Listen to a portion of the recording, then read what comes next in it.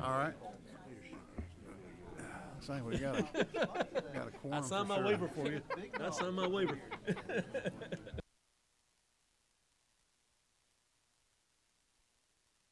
Okay. All right. I'm going to call this meeting to order. Calling the House Energy Utilities and Telecommunications Committee to order. I want to thank everybody for coming. Got a good turnout here from the committee. I want to recognize Representative or Chairman Cantrell. If you would lead us off with asking a blessing, please. Number 7. Well, all right, good. Good afternoon, everybody. Let's pray together. Father, we're grateful for the opportunity to be together this afternoon. Pray you'd give us wisdom beyond our natural means today. Help us to see things the way you do and to make great decisions for Georgia. We pray all this in Jesus' name. Amen. Thank you. All right, we got several things on the agenda here today, and let's see. How do we decide we're going to do this? What's 95? That's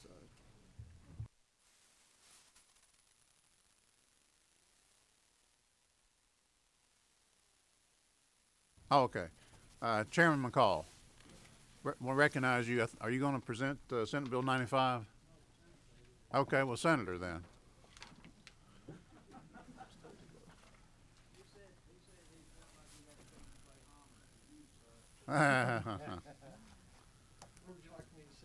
Right there's good.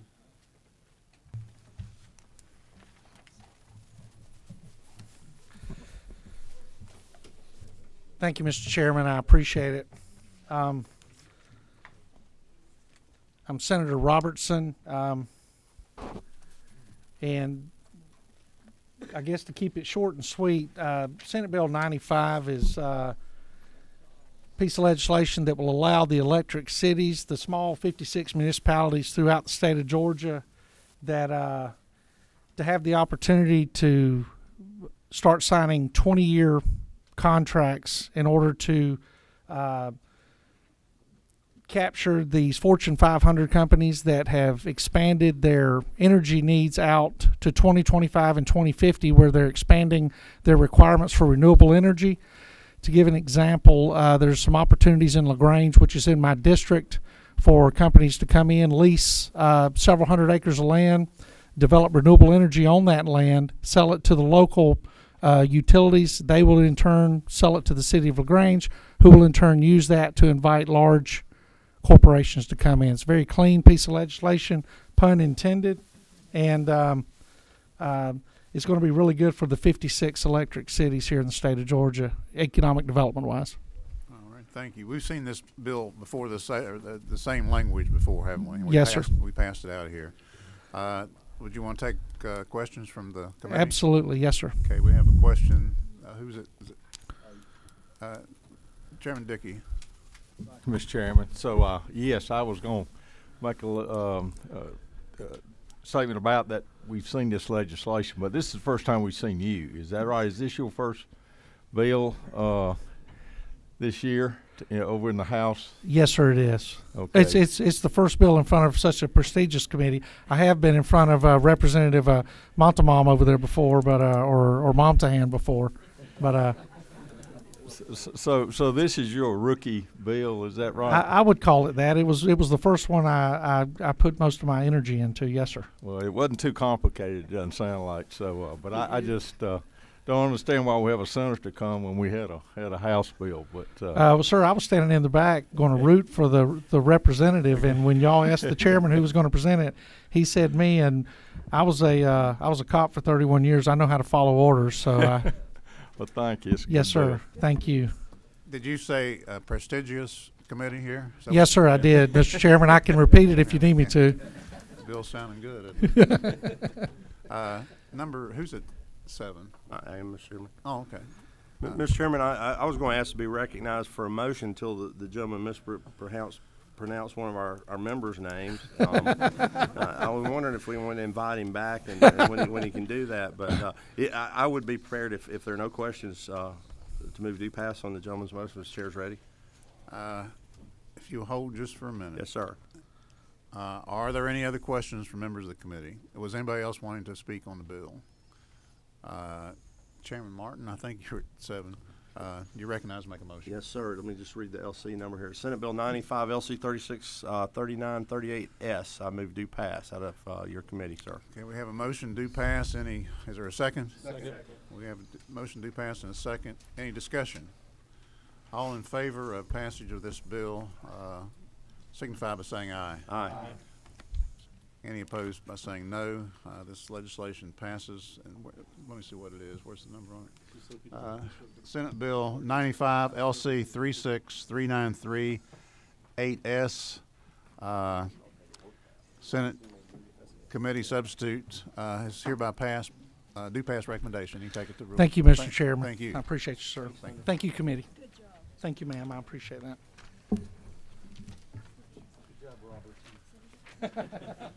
He did say Roberts on the thing. Which one is this? Come back anytime. Yes, ma'am. Mess me up. Thank you. Something over there. All right, Representative Carson, are you going to present Senate Bill 100? That's my understanding. Is that correct? I'll do my best. Okay, I'm sure you do well. If you will, if you'll come over to the end of the table there to present, we'd appreciate it.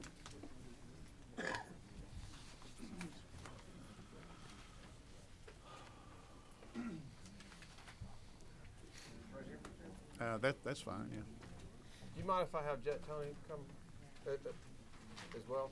That's fine. Yeah. Okay. Oh, there he is. Here, you take that. All right, Chair recognizes Representative Carson, and I think Mr. Tony's going to present with him.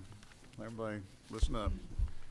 Thank you, Mr. Chairman, members of the committee. This is actually a bill that is being carried from the Senate from P.K. Martin. What this is basically doing is allowing certain impaired citizens in the state of Georgia access to be increase their types of equipment they can purchase for telecommunications. Rather than just landline phones, this would basically allow them to purchase wireless devices and wireless mobile technology for these individuals that have. Am I interrupted something?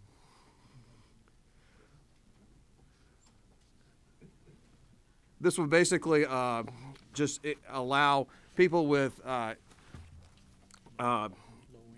low income and disabled individuals to increase the types of equipment they can purchase, not just landline phones, but also wireless devices from a pre-existing fund to do this kind of, to buy these kind of equipment. This is a bill that's been worked on for, what, 5 years now? It's passed the chambers back and forth by near unanimous margins, but just basically got caught up in various politics year after year, and we're looking to finally get this done. So. Thank you, Mr. Chairman, Mr. Carson. This committee has passed this same bill twice, at least twice, maybe 3 times. The bill's passed twice in the Senate, and as Mr. Carson said, only by a political hang-up during an election year did it not get on the Rules Committee for full passage last year. The program, the Telecommunications Equipment Distribution Program, has been around many, many years. It is maintained and managed by the Public Service Commission. A few cents is collected on landline telephone equipment, put into a fund that is used to provide currently only landline equipment to low-income, deaf, and hard-of-hearing Georgians. With the availability of digital equipment, the Public Service Commission has opined that the legislature has to pass an act to allow the Public Service Commission to offer wireless equipment to qualifying individuals. And so that's what we are asking you to do today, is simply modernize the current program so that folks are not restricted to only receiving landline equipment. Here are the advantages to wireless equipment for the deaf and hard of hearing. Same advantages that hearing people have. The most important is that the low-income deaf and hard of hearing citizens who qualify for the equipment will be able to take the equipment to their workplace, and therefore employers will not have to provide special equipment for deaf and hard of hearing employees. The other advantages include simply giving the deaf and hard of hearing low-income citizens more mobility with their devices. This is especially important for emergency services because it's hard to take your landline equipment with you in your car, as you can imagine. So, hands-free basis. on a thank you, Mr. Carson, hands-free. But again, you've passed it 2 or 3 times before. Mr. Chairman was the original author of this bill, and I appreciate everyone's support in doing this. Mr. Chairman, I'll be happy to answer any questions. All right, looks like there are a couple of questions. I think Chairman Martin was asked the first one. Mr. Tony or Representative Carson, just help me clear up there. I was trying to look in the code. I just want to make sure, and this may have been the exact same language for. I do remember this bill. I worked with Mr. Lewis with the visually impaired, a long time ago to work on some things. That is, just help me with. I understand wireless devices applications. That is restrictive enough not to be misused, correct? And I mean, I know most people are going to use this toward the intent of the author, but I was trying to find in here that applications is a pretty generic term. We don't want people buying applications or being sold actually applications that isn't related. That we've covered before, right? Yes, sir. We're And the devices would be approved by the Public Service Commission. I mean, the program is heavily regulated, and that satisfies me. It wasn't Right. in the code, but if it's regulated by the commission on that, I'm fine with that. Thank you. And I did not state for the record that I represent pro bono the Georgia Center for the Deaf and Hard of Hearing, and have during these several years. Okay. Representative Monahan, do you have a question? Thank you, Mr. Chairman. Quick question, I'm trying to wrap my head around it. What kind of equipment will they be given? Will it be an iPhone 10? Will it be? It could be an iPhone, but most likely it's going to be a tablet that has the special apps on that tablet that a deaf and hard of hearing person would use. Now, here's an important consideration. The individual low-income citizen must pay for the service. So if the individual has internet in their home, then the person has to pay for that service. The state is not paying for the internet service. Further question, Mr. Chairman? Sure. That's okay. How are the vendors? I mean, how is that handled right now? The Public Service Commission Okay, contracts with the Georgia Center for the Deaf and Hard of Hearing for the distribution of the equipment through a process of qualification by the individual citizens. The Georgia Center for the Deaf also does the training. So an individual goes to the citizen, the deaf, hard of hearing citizen, who has qualified economically. They're below the 200% of poverty level, and provides that training, provides that approved equipment. So it's not a choice that the citizen can go out and make on the open market. There's an approved list of devices, and I will give you an example of the technology. It's not just an iPad. Individuals who are deaf or hard of hearing and can speak a little bit, there's now a device that individual can place up against their neck, and it will improve the sound quality of the individual to a functional level. Well, because that little device works digitally, it is not currently an approved device. And so, again, another application with the digital equipment improving the lives of individuals.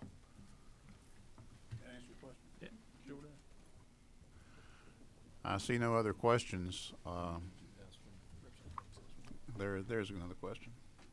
Representative Meeks. Thank you, Mr. Chairman. Just a quick question: who actually pays into the fund that would provide these to the Landline customers. landline? And what is the fee? It's a few cents. Perhaps Mr. Bill Edge from the commission can answer that, but it's a few pennies each month. Okay. And it's capped. It's already there. It's capped. It is? Okay, thank you. All right, see no other questions. Representative Carson, do you want to add anything? No. Okay, what's the will of the committee? We have a motion, do pass. I think I heard a second. Any discussion?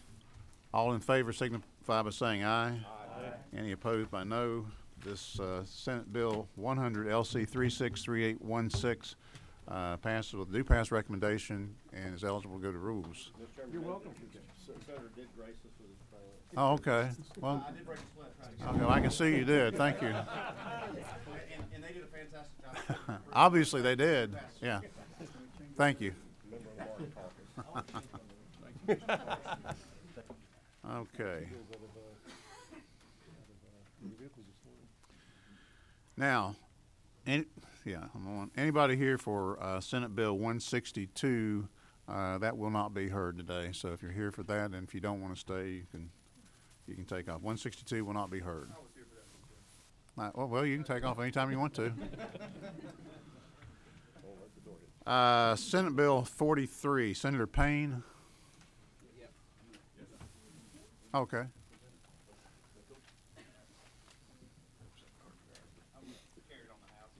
Okay, you're both recognized. This right here, okay? That's fine, yeah. All righty.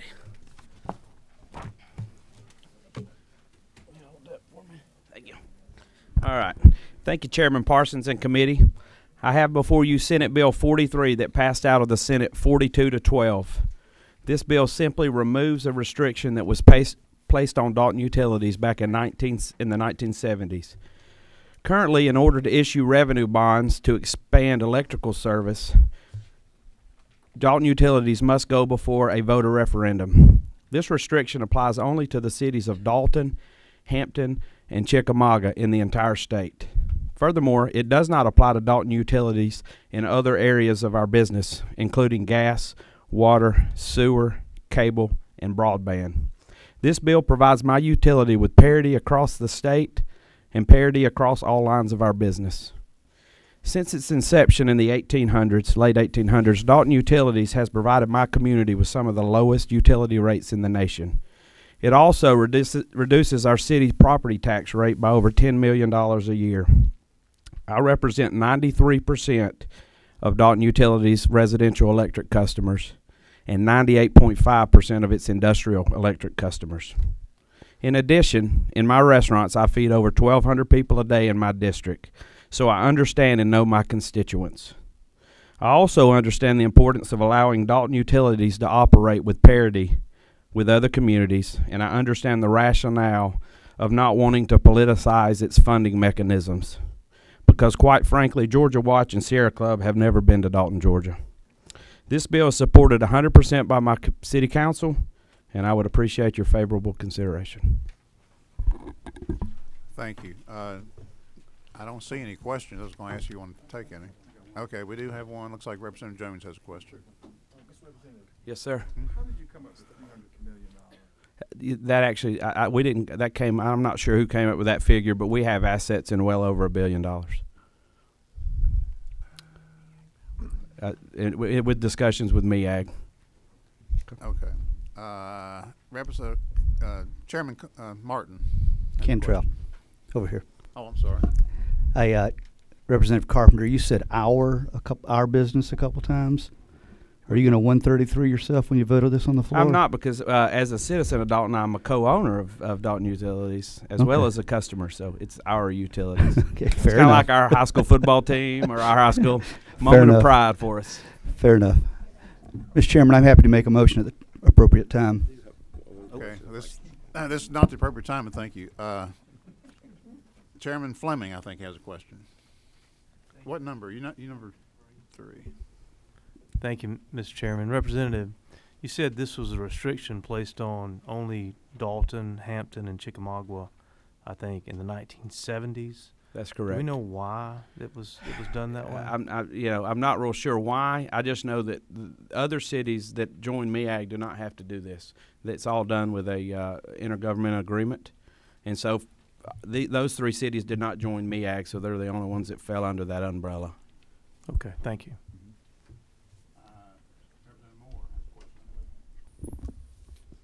Hello. Hey. I have a couple of questions. First, with regard to the $300 million that the city may raise, could that money be used to pay current debts of the city? No, so actually the $300 million is basically saying if you have $300 million in assets, you can do a voter referendum. I mean, you can do a revenue bond without a voter referendum. It's not anything. The $300 million is not the amount. Okay. So with regard to the new revenues that you would be raising, could that be used to pay for current debts?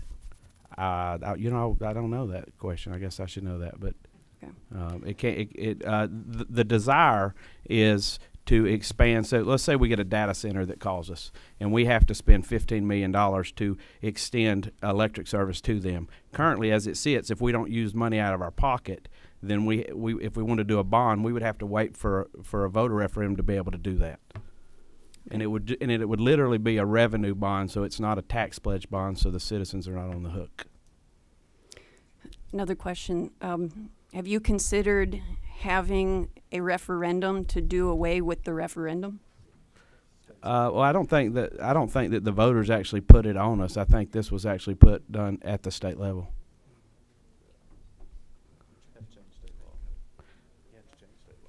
To do away with referendums? Representative Moore, did I answer your question? Do you have another question? That's all for now. Okay, Thank you.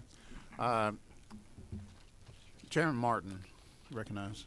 Question, this is in the code section where we're dealing with cities. It's a little bit different than I think we had seen before. But seriously, you mentioned, if I read this, and maybe I'm reading it backwards, you mentioned that your utility had a net book value of $1 billion or more. I think we have right at $1 billion Okay. in assets, yes, sir. This says by a government body with electric utility assets that have a net book value of less than $300 million. Correct. So it's saying you have to do a revenue bond if you have less than $300 million. Okay, so that's what you're. The $300 million and up, you don't have to do the voter referendum. And I think that goes back to the stability of a utility if you have that amount of assets.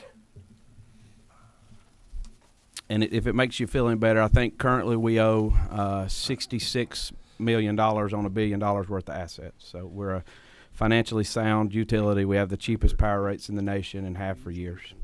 I pay 4 cents, a little over 4 cents a kilowatt versus y'all pay about 9 or 8 or 9. So. I'm sure it's written right. All right, Chairman Martin, well, I think you're doing carry some on. reading. Representative Jackson, we'll recognize you for a question. After this, we've got several people signed up. They may answer some of the questions, and we want to make sure we get to them, and we got a couple other bills after this, too. So, Representative Jackson. Thank you, Mr. Chair. So I'm just trying to get a little bit clarity between lines 16 through 21. It looks like everybody is voting with exception of the citizens when it comes time to do anything in terms of construct, expand, operate.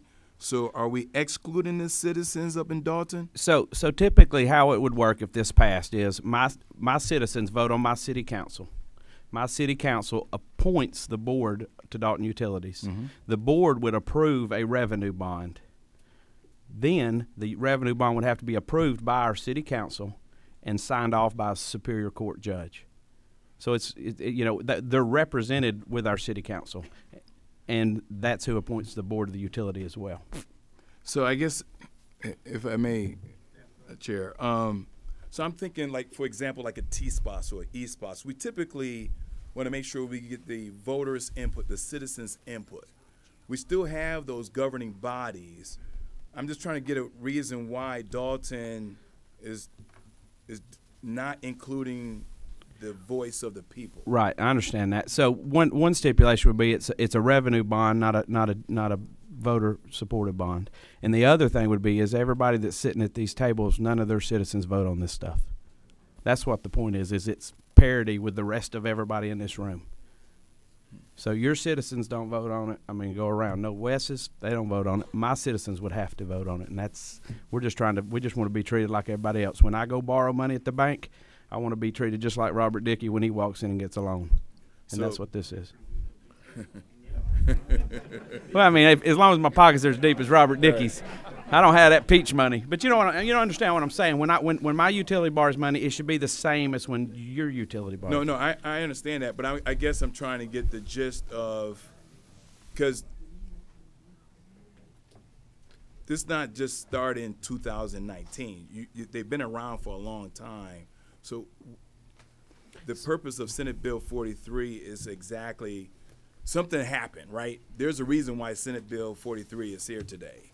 And I'm just trying to get a feel why. I would think that the people that put this on us in the 70s were willing to say, you know what, we realize that we don't want you to have that on you anymore, because it backed off of sewer, water, gas, all that was in there originally, and that's backed off over the years, but electric has not. Okay. We operated from 1890 to 1970 without this, and then this was put on in 70, and we're just saying, if we got the opportunity to get this thing off, we think it would be parity with everybody in the state. Okay. All right. Thank you. All right, we have several people signed up to speak. Liz Coyle. You can go either side there, whichever one you rather. Let me get out of the way. I'm not the swiftest cat, Liz. And I'll just say, I mean, I know everybody has the intent to do this anyway, but we do have some more legislation after this one, so if you'll keep it brief, we would appreciate it. Thank you, Chairman Parsons. And I'd just like to say, Liz Coyle, I'm the Executive Director of Georgia Watch. We're a statewide consumer advocacy organization. And Representative Carter, I'm a big fan of Dalton. I visited your fair city. I enjoy it. I enjoy several of the restaurants there. I'm not sure which one. Where'd you go? Only the best. There you go. And I've also had the pleasure of speaking with Senator Payne recently. I was here last year. I think it was at that point Chairman Martin's subcommittee that looked at a similar bill, and I just like to be consistent. Our issue with this bill would be the same with any piece of legislation that proposed to take a right that a voter had away from them, and the fact that voters in the state of Georgia, and in this case the city of Dalton, have enjoyed the benefit of letting their elected officials know when they support an action by their utility or anything else. I just think it's important. So that's really all I'm going to say is I would ask this committee to consider not supporting legislation that takes away a citizen's right to vote. Thank you. I'm going to recognize Ed Painter. Thank you, Mr. Chairman. I brought a handout, and the only reason I brought it is because I want to back up what I might say. May I hand out these, sir? I hate to add to the paper burden everybody has.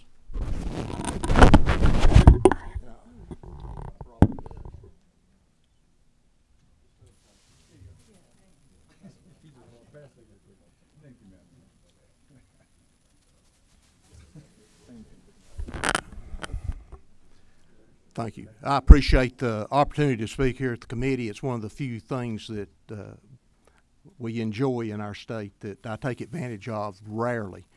But I'm Ed Painter. I'm from the city of Dalton. I'm a citizen of Dalton. I've been involved in politics for some time. Also, I'm probably the only person in the last couple or 3 years that I'm aware of that attends Dalton Utility Board meetings. I've attended most of them last year and all 3 of them this year. So I try to understand what the utility does. We have a great utility, so I'm not criticizing the utility. But looking at this bill, as a citizen, of course, I'm concerned about taking away the right to vote. Now, there may be some overriding reason that the committee may choose to do that the public interest might be better served by doing that. That's a judgment everybody has to make. I would be against that. But that being said, if you decide to do that, the one thing in the bill that I would like to point out is that it's true that they put the money to the amount where it only included Dalton Utilities. I would say that if you want to take away the right to vote and put everybody on the same parity, that you strike out the whole provision requiring a referendum for everybody. That would be fair in my, as far as my way of thinking goes. The second thing I wanted to bring up was everybody in here, I think, knows that Vogel is the reason that Georgia Power is pushing this bill. They pushed it for 2 years. I was involved last year. I testified in front of the Ways and Means Committee. I'm not saying they're doing anything wrong, but I am saying they have some interest in passing this bill. Dalton Utilities has avoided as much as they can, as these emails show. These were obtained through the Open Records Act. This is nothing that was obtained nefariously. It shows that that's part of the big reason. And Dalton Utilities just floated $75 million bond about a year and a half ago for other projects. So they can do that now. And to me, Georgia Power avoiding issuing a report before the legislative session started, or at least during the legislative session, says they're trying to, there's a reason for it. And I do not know if it concerns Dalton Utilities, but it would be a consideration to see what we might be committing ourselves to at the utility. And in that case, I would think, since nothing urgent is happening right now, that this bill be tabled till next year and after the Georgia Power report's issued, and just see what it says. And that's my two recommendations. I hate taking so much time because I know y'all are busy, and I'll answer any questions I can. Let's see. I'm trying to think how to do this.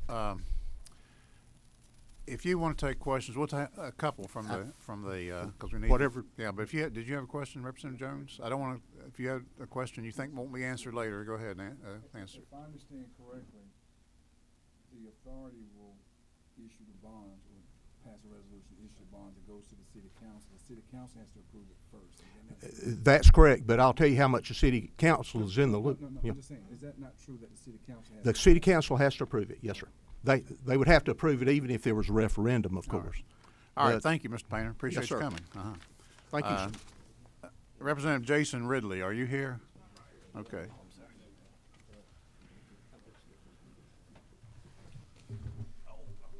All right, good afternoon.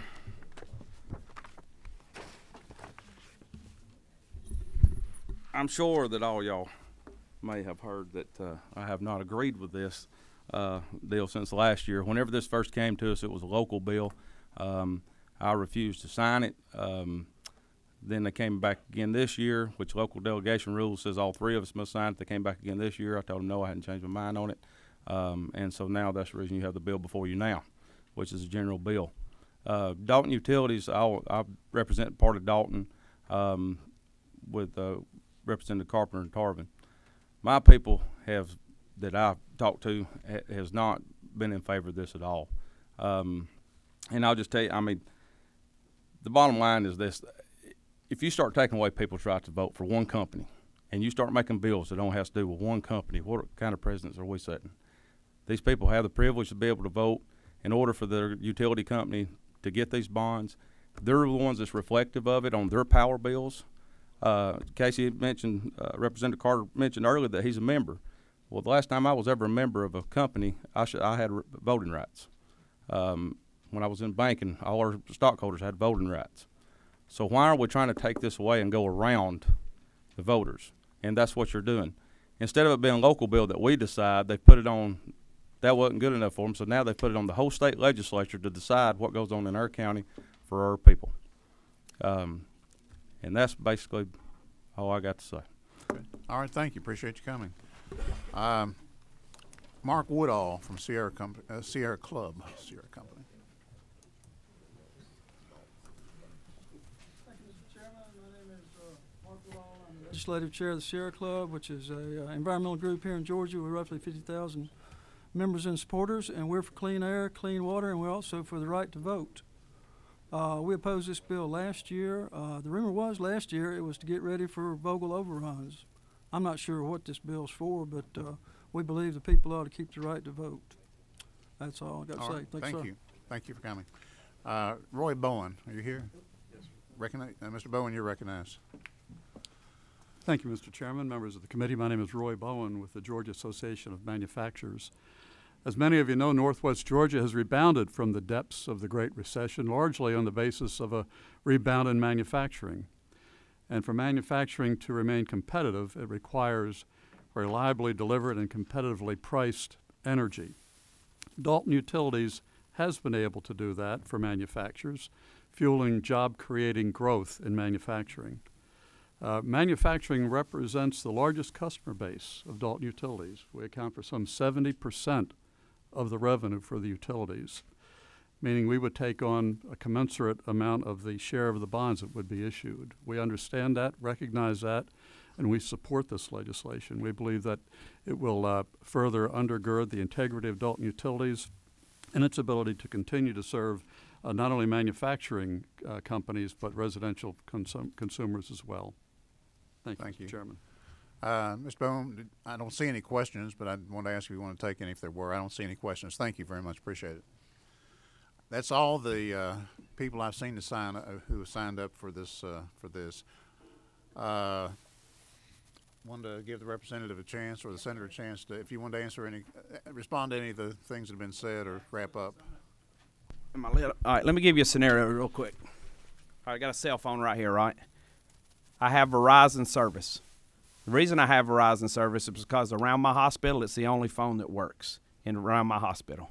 So I don't really have the right to choose which cell phone I use if I'm going to operate around my hospital. All right. I'm also a stockholder in Verizon. Every year I get a proxy vote, like Representative Ridley says, I get a vote. But with that vote, I vote on a board of directors who votes on the funding mechanisms of Verizon Wireless. And that's what this does. And like I said, I represent 93% of the users and 98% of the industrial users of Dalton Utilities. Okay. Thank you. We do have a couple questions, if you want to answer those. I think Representative Jeff Jones is first. Thank you, Mr. Chairman, and thank you, Casey. Representative, Georgia Power has been mentioned somewhat in this discussion, and Dalton Power is, as I understand, a part owner in the Vogel project. That's correct. Can you explain to me the relationship of this piece of legislation to how it affects Dalton Utilities' ownership in Georgia Power Vogel? So currently we're 1.2 or 1.6% owner in Plant Vogel 1 and 2, and now in 3 and 4. All right. We have, to this point, we have invested $173 million in Plant Vogel 3 and 4. All right. There's currently, we owe $100 million over the next 4 to 5 years. Okay. As the economy sits right now, we will continue to pay it like we have out of pocket. But as most people would think prudent, it's smart to have a contingency plan in case the economy goes south. But it's more important to us because we've had 2 or 3 data centers on the docket that are going to require us to spend $12 to $15 million to expend service to them. But as it sits now, we would have to wait to be able to do a voter referendum to be able to say, okay, we can do that. So it's a timing issue more than anything. So, Mr. Chairman, just a quick follow-up. So is the passage of this legislation in any way related to Dalton Utilities' intentions or desires to pay for its continuing share of the Vogel operation and that construction? No, our desire is to continue to pay it like we have in the past. Just out of general revenue? Yes, sir. Yep. We've like I said, we've paid $173 million. We got $100 million left to go. So as it sits right now, our debt-to-equity ratio, we owe $66 million on the revenue bond that Ed Painter was talking. I mean, on the sewer revenue bond that Ed Painter was talking about that we did a few years ago for water and sewer service that we did not get a voter referendum on. And then there's another 100. So $160 million on a $1 billion worth of assets is a pretty good debt-to-equity ratio. So then, just out of curiosity, because of the existing legislation, were your citizens required to vote on Dalton Utilities' participation in the Vogel They project? were not 1 and 2 or 3 and 4. Okay. And just for clarity, nuclear has been our cheapest and most consistent power over the last 30 years. Thank you. All right. Representative Beth Moore, I think you have a question. Yeah, just a couple, Chairman, if that's okay. Representative Carpenter, you said that Dalton Utility is a 1.6% co-owner of? It's 1.2 or 1.6. I think it's 1.6. Okay, yes, well, ma'am. we'll go with 1.6 for now. So given that Plant Vogel has had billion-dollar plus cost overruns. Oh, yeah. Does Dalton Utilities 1.6% ownership also bind them to the cost overruns as a liability? Yeah, as it sits right now, we have $100 million outstanding on Plant Vogtle. Okay. And to this point, I think that's a total of, with the Toshiba kickback that they did in bankruptcy, that's $300 and something million, $320 million. So if this bill were to pass and you were to raise additional revenues, that could go to pay towards that debt? It very well could, yes, ma'am. And I think we'd be in a great position to, as you know, with a bonding like we do at the state level every day, we pass bonds every year, to spread that out over a length of time would be prudent and I think financially sound. How many times has Dalton Utilities and the city of Dalton done a referendum, and what was the pass-fail rate on those referendums? I don't have that information. I don't know that we have, to be honest with you. So you've never done a referendum that required the city's vote? I don't. Hold on. I don't think we have, to be honest with you. Okay. And you know, aside from possibility of paying off the Plant Vogtle debts, what other specific projects or expansions is the city or the Dalton Utility planning to invest in? Yeah, we got data centers. We've got some blockchain technology companies that are interested in coming. That's what we're looking at. They use a lot of power. Okay, thank you, Chairman. Chairman Martin, looks like you have. Representative, thank you for coming. Let me try to get back on point here. You know, my pause some is taking the vote away from voters in general, not your specific project. Sure. That's some of my pause, so I appreciate it. But to that end, and going about the utility, I'm not that familiar with it, but to be clear, what you just said is it is not your belief, and there were some folks behind you shaking your head, that you've not had to do a referendum, and you've not had to raise money like this before in the past. That's right. And one is not true. Think the reason you've done that is because they run a pretty good shop up there. We run an excellent shop. That's correct. And what I believe I heard from you, I believe I heard from gentlemen from industry, is that you more than likely could continue to do that even with the monies that you may owe now or may owe in the future relative to your participation in 3 and 4. If not, but for anything else happening that you may need to do an unforeseen expansion to bring industry in, correct? Correct. So I want to bring this about. If I have a pause on the legislation, it's voters in general. It's not at all with Dalton Utilities. So it's my opinion here. I guess I'm offering Mr. Chairman or asking in the form of a question that you're here today to ask for this toward being able to expand the utilities footprint to bring jobs to Northwest Georgia. Absolutely. You know, if that happens. To that, let me ask just this one follow-up in case there's pause. For those folks that are like me that have pause with taking away from voters, when would you foresee the need to do that? And I know you're state representative, you're a member, as you say, with it. You're not on their board, but is there any indication? Is this imminent that it would need to happen this year or next year? So my question is this, and you know, all things political have politics in them, but what if it would allay some of us concerns that have taking the voters, you know, ability to have input away? What if we were to make this effective 1/1 of 2020? I'm assuming Dalton has a municipal election in the fall of this year, and they could, if folks wanted to take a position one way or the other, they could do so in their municipal election, but we'd remove it from the referendum. Is that something you feel comfortable commenting on one way or the other? No, Would that get you where you need to be? Yeah, I don't see a date in it at all. So basically you're saying it becomes law when it gets signed in by the governor. It would become silent that, I believe, I'd ask attorney, I believe it becomes law on July 1st, 2019, silent to upon signature. Is that correct? Oh, it says, okay, it does say on signature. So I just wonder if that would help allay some concerns. If that would be agreeable to the gentleman. I guess my thought process is this. No, there's not anything imminent on the table. Hey, we need this right now. You know, you set up parameters for borrowing money when times are good. Right. Because I think that's prudent. But I also think if you've got a problem with taking my voters' rights away, that's not going to change in 20. You know what I'm saying? That's not going to change from today till tomorrow. And I'm just asking that, you know, my citizens be treated like your citizens at the end of the day. If that makes sense. All right, Chairman Martin, I think you answered your question, I believe. Okay. All right. With that, I see no more questions. We're not going to take any more questions. Chairman Cantrell, you said, I think previously, there is a motion do pass. There's a motion to pass and a second. Is there any discussion? Yes. Okay. I want you to speak into the mic, please. Mr. Chair, a vote for this level the playing. Go ahead, I'm sorry. Okay. Mr. Chair, does a vote for this level the playing field? So just like in other counties where they do not have the right to vote, it levels the playing field with the folks where he come from too.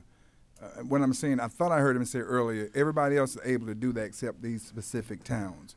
So does this put us on the same par as it does, and I'm not picking on you, Representative Martin, but where Representative Martin is, where his voters can't vote on it either right now? Yeah. Well, it's my understanding, and I may be incorrect on this, but it's my understanding that Dalton is unique in that it's not a part of a MEAG or anything. The cab is unique too. The cab is the uniquest. But the ones who are, if you want to hear my lame explanation, it's my understanding anyway that the MEAGs do this way. That's what you're saying, I believe. Level the playing field with the others the MEAGs that actually have the vote or do not have a vote by the members. That's right. Okay, so that's what he's talking about when he says leveling the playing field. All right, any further discussion? We have some. I'm not sure who was first. Representative Moore, I think. I don't know which one. What's your number there? Number 4. Yeah, you know, it's my understanding that the history of this situation going back to the 70s is that Dalton Utilities at that time was engaging in some bad practices. And, you know, this rule was put in place to rein in some of those practices. And it has clearly not been a hindrance to the economic development of that area because Dalton is doing pretty darn well right now. Or I tell you what, I'm going to ask you not to continue with that. We don't know anything about any good or bad practices or anything. I don't know that would be correct to bring that up, anything like that, when we don't have any. Nobody's mentioned anything like that, and I don't think. Well, that would be I understand, Chairman. So setting that comment aside, I'd still say that, you know, under the current rules, that Dalton is still prospered under them. And it's curious to me that we would be seeking to change those rules and to take away the citizens' right to vote. All right. Real quick rebuttal. I would urge you to look at the economic wages of the Whitfield County and the city of Dalton, and look at the recession we barely came out of in 2009, 2010, and you wouldn't say it's so fancy up there. Okay. Thank you. Now we're going to stop the discussion here in just a minute, but we do have a couple more. Let's see. Is that Chairman Fleming? Yes, sir. Thank you, Mr. Chairman. It's always a very difficult position when you have two members that are your friends and you like both of them, and they're diametrically opposed with how they want you to vote on a bill. It's a very difficult position. Having said that, I will say that the law in this case is odd. This law is not this way for all the other municipalities in the state that have utilities that are electric. There are protections in place in the law to make sure that the ability to issue revenue bonds are not abused. Some of those have been mentioned today. First of all, if you have a city council that appoints a board of directors that does a bad job, the chances are the voters can express that by putting new city council members in place. Second of all, anytime anyone does a revenue bond project, it must be approved by the Superior Court. The Superior Court has the ability to look at a revenue bond issuance and say that it is non-feasible. In other words, it's a bad idea, you shouldn't do it. The most important check against abuse of a utility to issue revenue bonds is the idea that somebody actually has to buy those bonds. If you try to issue revenue bonds and it's a bad project, you can't sell the bonds or you get a terrible interest rate. So there are a lot of protections in place to make sure that this isn't abused. The policy, therefore, in my mind, favors a yes vote on this bill. Of course, policy is not the only thing we look at. We have to look at, I'll just say, the politics of it. The representative that is before us asking us to vote for this, as has been mentioned and nobody's disputed it, over 90% of the people are in his district. If they don't want this, they will let him know, and he won't be here with us next year. To me, that's a pretty strong indication that the fellow who represents these people has an idea of what's best for them. The key that I've heard, though, as far as policy, is it is a timing issue.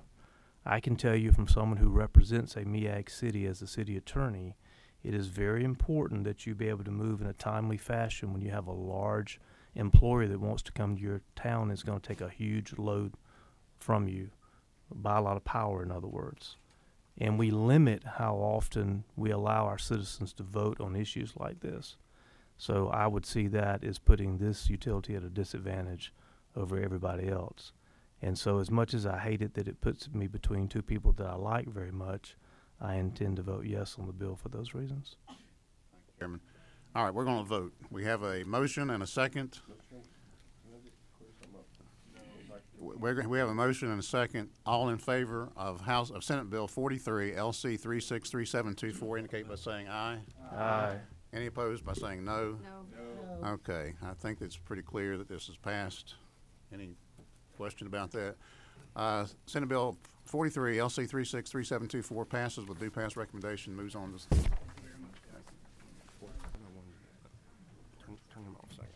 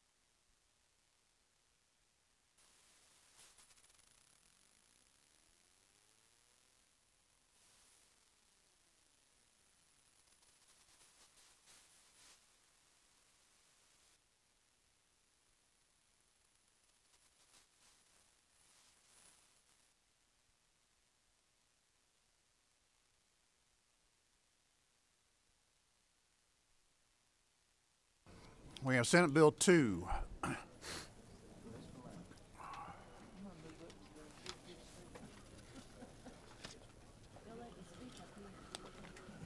There you are.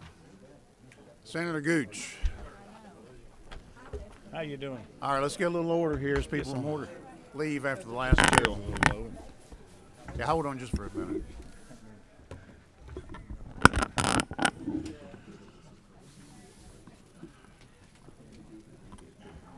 All right, we have Senate Bill 2, and we recognize Senator Gooch. Senator Gooch has worked hard on this issue now for a good while, and appreciate you being here. And I do want to say, for information, we do not plan to take a vote on this today. We're going to have a hearing today, and if everything goes well, we'll come back tomorrow. It'll be a different room, I think. We'll get information on that before we leave, but we'll come back tomorrow and take it up again. This is going to be a hearing today, and I know there's a good many people probably, I believe, that want to speak on it. Maybe not, but there are probably going to be some questions. So with that, Senator Gooch, welcome back.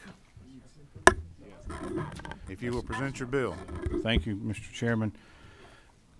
Ladies and gentlemen, I feel like I've been going, yes, Groundhog Day, deja vu all over again or something. I think I've been working on this topic now since the Electrification Act, but anyway, we have had a joint effort, not to confuse you with the medical marijuana bill, but a joint effort with the House for several years now to try to provide better and more efficient broadband opportunities and services around our state. Many of you have participated with the Chairman Parsons and myself 3 years ago, and we went around the state and had the study committee, and we listened to input from various stakeholders far and wide, and we all know the problems exist. We know that there have been several attempts to make things better, and I think we've made progress. Last year we passed a very significant bill that was SB 402 that this committee approved, and that bill is in force now, and a lot of good work is being done by the Department of Community Affairs and the Georgia Technology Authority. This is another step in the right direction. This bill allows the 41 EMCs in Georgia to have statutory authority to deploy broadband services. There are roughly 4 million customers today that get their electricity from an EMC. And most of you probably know who your EMCs are in your districts, but this map represents the red areas, which covers their territories, which is almost, I would say, the good majority of the state. Maybe 80 or 90% of the state has some EMC presence in it. And so this bill allows you to authorize the EMCs to get in the broadband business. Other companies in Georgia can already do so by just going over to the PSC and getting a certificate of authority. So it's that easy. Any company can provide broadband service in Georgia by going to the PSC and getting that certificate of authority.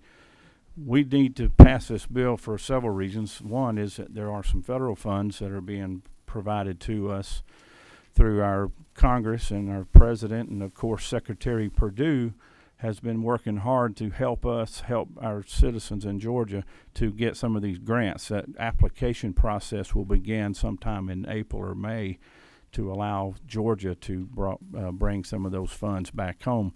So we need to pass this bill this session. We don't need to drag it out and kick the can down the road any longer. This bill has a lot of provisions in it that your other bill that you saw earlier this year doesn't have in it. You passed a bill, I think it was House Bill 23.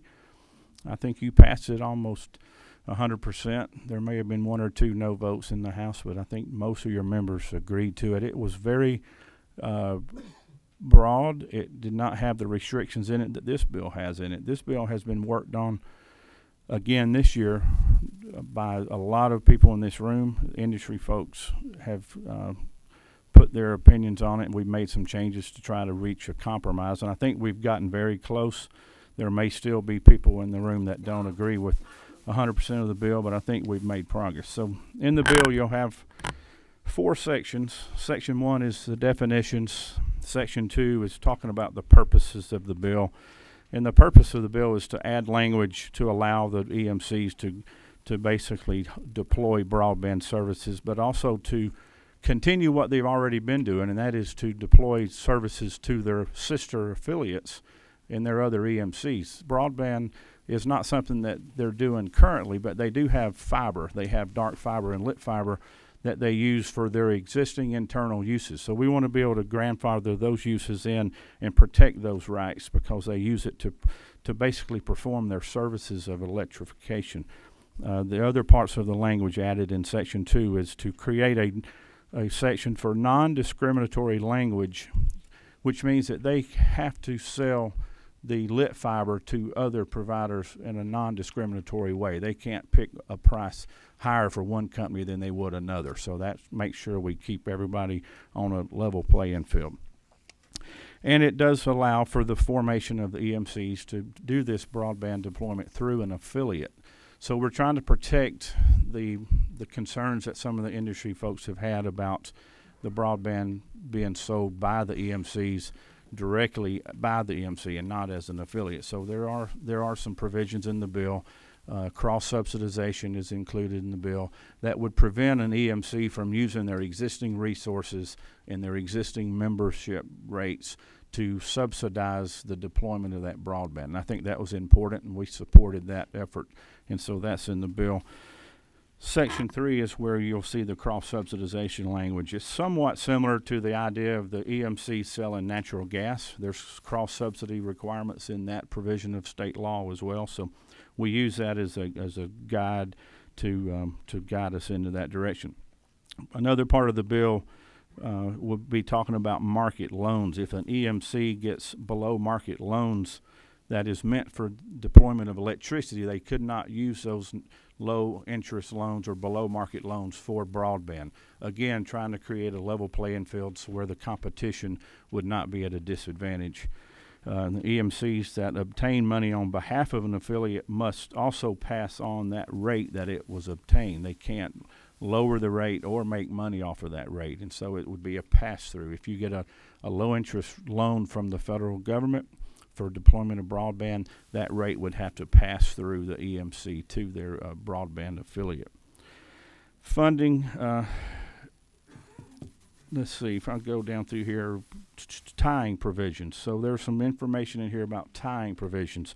It would prevent the EMCs from requiring their electric customers from having to buy their broadband directly from them. We don't want the EMCs to say to a customer, if you buy your electricity from us, then you have to buy the broadband from us. So there's tying provisions in this bill as well.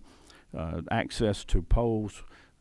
There's been conversations amongst the industry folks about could the EMCs charge a higher rate to one provider than they would themselves? And the answer is no. They would have to be non-discriminatory on their pole attachment fees as well. First-time customers. The EMC must provide the customer with information on all broadband providers in the area when the provider has notified the EMC that they want electricity. This is important as well. If information comes to the EMC that a commercial developer is going to build a retail shopping center, or they're going to build an apartment complex, they want to buy electricity from that EMC, the EMC would have to notify all of the broadband providers in that area that this new customer has come to them asking for electricity. That would allow everyone to have notice that there is a potential there to go and market their broadband services to that, either that developer or that commercial customer. Moving along, dispute resolution. There's been a lot of discussion about where the venue of dispute resolution should be. Should the dispute come between a customer, let's say it's an EMC customer, or another broadband provider, and they think that there's some subsidies going on, they don't believe that the EMCs are keeping proper books, then should the question be, should it be a lawsuit in the Superior Court, or should it be something that the PSC determines? No one does this at current time that I'm aware of. The internet is not regulated by the PSC. There was a lot of dialogue going back and forth as to whether the PSC should start looking at this, especially with the EMCs getting in the business. The bill that passed the Senate had the PSC in there as a proper venue. This bill allows for this decision to be brought to a business court. As you all know, we have passed legislation this session. It's in the works of being passed that would create a state court and a state business court. I believe this would be a great place for this venue to look at this issue. If there is a challenge and there's a complaint about cross subsidies, then I think the business court would be a proper venue to do that. If there's not a business court established when this bill goes into effect, then it would go to the Superior Court of wherever that EMC is currently registered and located. Now, to prevent home cooking from taking place, meaning that a local judge would favor the local EMC, we put a provision in this bill that would require the administrative person in that court district would pick either a senior judge or a visiting judge from outside the circuit, and it would not allow the local judge to be presiding over that case. The next part of Section 3 I want to talk about is very important. You all had a bill dealing with pole attachment fees this year. I don't think it has passed the House or the Senate. But the EMCs, working alongside with AT&T, came up with what I think is a brilliant compromise, and the idea would be to freeze current pole attachment fees as of January 1st of this year.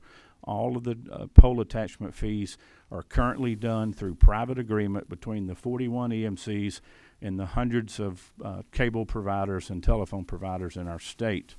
We believe that should remain a private negotiation. It should not be codified. It's not codified anywhere else in the country that I'm aware of. And so the EMCs, along with AT&T, came up with a compromise that would freeze for 15 years the current rates as of January 1st of 2019. There is a provision for a escalator, a CPI index called the Handy-Whitman Index. In fact, it's a utility index that is created and recognized around the country for that purpose. If the EMCs were to terminate more than half of the pole attachment fees on a in a territory, then the EMCs would be prohibited from creating an affiliate. And the purpose for that language would be to keep an EMC from retaliating against an internet provider, saying you have 6 months to get your wires off of our poles. We're going to get into the broadband business. So we think that to keep them from being bad actors, that we put that provision in there. So if the EMC terminates more than 1/2 of the pole attachments, then they cannot form an affiliate for 1 year. And Section 4 is language that you've already seen this year in one of your bills. I think it was Representative Trey Kelly that passed that, and that was dealing with the existing easements on the EMC right-of-ways. And so we've added that to this bill as well. We think it fits with the subject matter, and we want to ask you to consider that. So that is a quick run-through of the bill. A lot of different topics. I'm happy to answer any questions you may have, Mr. Chairman. Thanks, Senator Gooch. You did a really good job explaining that bill. Appreciate it. Got a question from Representative Jackson. If you could take it. Sure. Thank you, Mr. Chairman.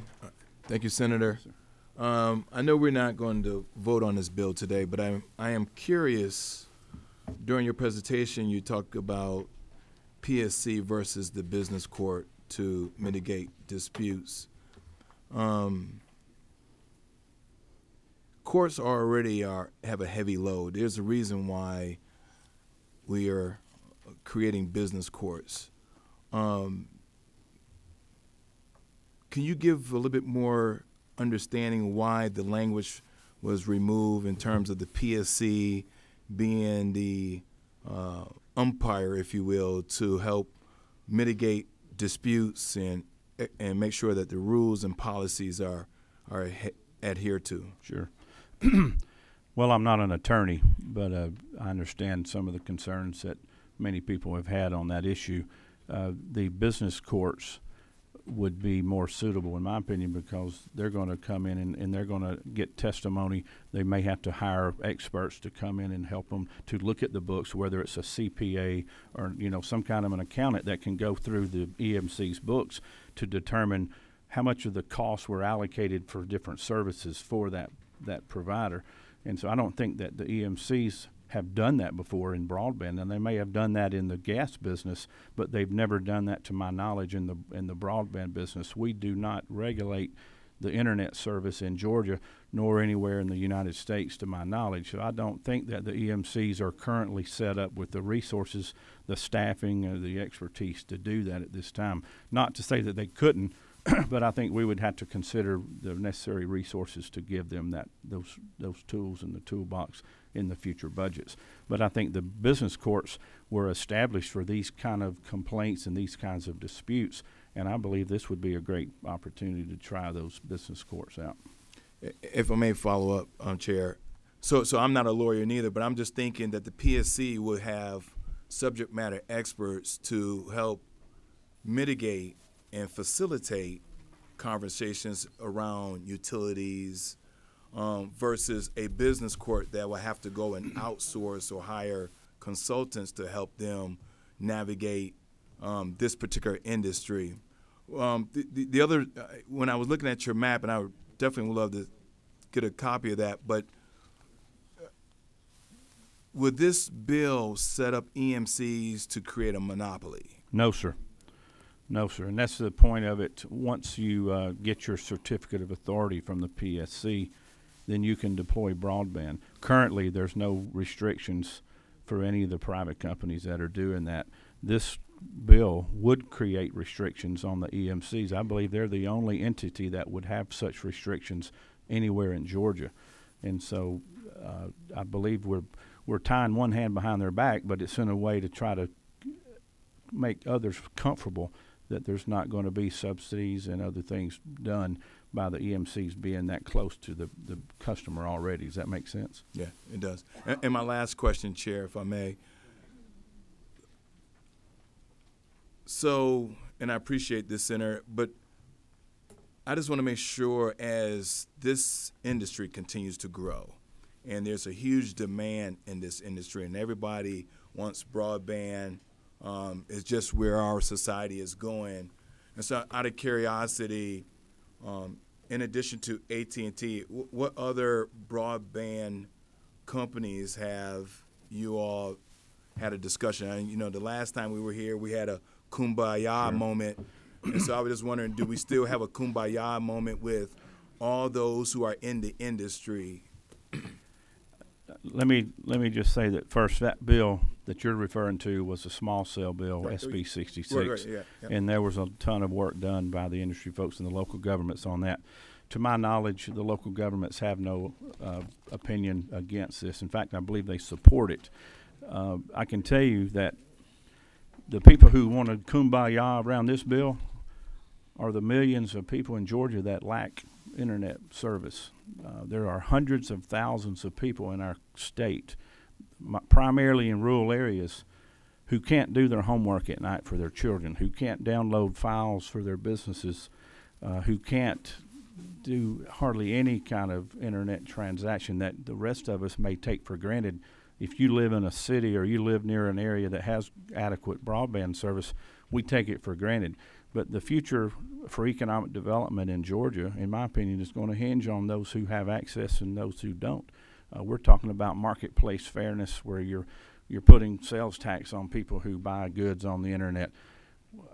If you can't buy goods on the internet, you're definitely not going to be affected by that legislation. But I can tell you from the work that we've done and the testimony that we've heard from around the state, this legislation has no opposition except from people who are maybe fear competition of the free market capitalist system that we have in this country, or I'll have to let them answer why they are fearful of it. But I believe all the provisions that we added to this bill that you didn't have in the bill that you all voted for, I believe these things should cover their concerns. The cross-subsidy language, I believe, was important.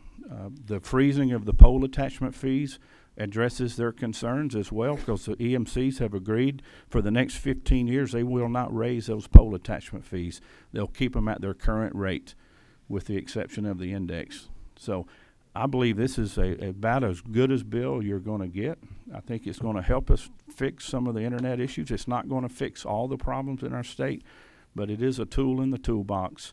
And I believe it's something that we have to do if we're going to keep up with the other states in the country that have already passed it. Tennessee, I can tell you as an example. We spoke to them on the phone last year on all the things that they did for rural broadband. I asked the lady that's in charge of the program, out of all the things you've done, what was the most effective change that you made in Tennessee? And she said, without a doubt, allowing the EMCs to sell broadband made the biggest impact to their citizens. Thank you. Thanks, Senator. We have some more questions. Who was next? Representative Drenner, I missed you a while ago. I apologize. What's your... Oh, okay, was not. Did you have a question, Representative Drenner? Okay, so we got those off. And that gets us down to Representative Moore. Senator, thank you for being here. I'm generally in favor of this bill, which is why I want to get it right. Sure.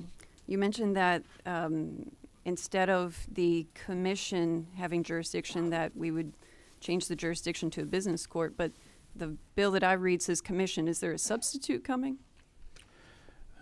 Yes, sir. I believe there is. I was told that earlier, so Chairman Parsons may have that, but Okay.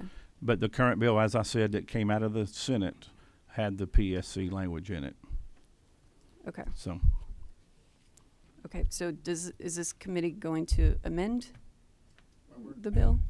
Thank you for the question. Today is a hearing. We're hearing only, and I want you to ask your questions.